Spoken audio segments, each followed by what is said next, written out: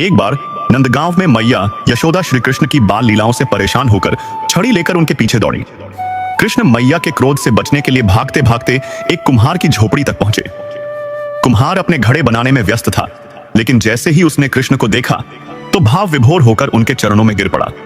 कृष्ण ने कहा, कुम्हार जी, मेरी मैया बहुत क्रोधित है, छड़ी लेकर मेरे पीछे पीछे आ रही हैं, कृपा करके मुझे कहीं छिपा लीजिए। कुम्हार ने तुरंत उन्हें एक बड़े घड़े के नीचे छिपा दिया। कुछ क्षण बाद मैया यशोदा वहां आईं और गुस्से में पूछने लगी, कुम्हार, क्या तूने मेरे कान्हा को कहीं देखा है? कुम्हार ने भक्ति भाव से उत्तर दिया, नहीं मैया, मैंने उन्हें नहीं देखा। यशोदा वहां से चली गईं, लेकिन घड़े के नीचे छिपे कृष्ण यह सब सुन रहे थे।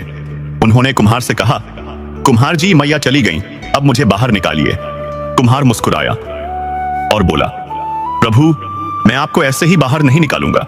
पहले आप मुझे 84 लाख योनियों के बंधन से मुक्ति का वचन दीजिए।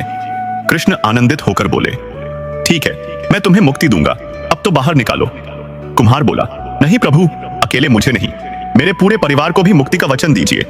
कृष्ण ने सहर्ष मान लिया। फिर उसने कहा, प्रभु, मेरी बैलगाड़ी के बैल भी इस मिट्टी को ढोकर लाए हैं जिससे यह घड़ा बना है, उन्हें भी मुक्ति का वचन दीजिए।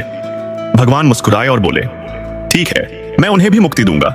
लेकिन कुम्हार अभी भी नहीं माना और बोला, प्रभु, बस एक अंतिम इच्छा है, जो भी मनुष्य हमारे बीच हुए इस संवाद को सुनेगा उसे भी आप 84 लाख योनियों के बंधन से मुक्त करेंगे, ऐसा वचन दीजिए।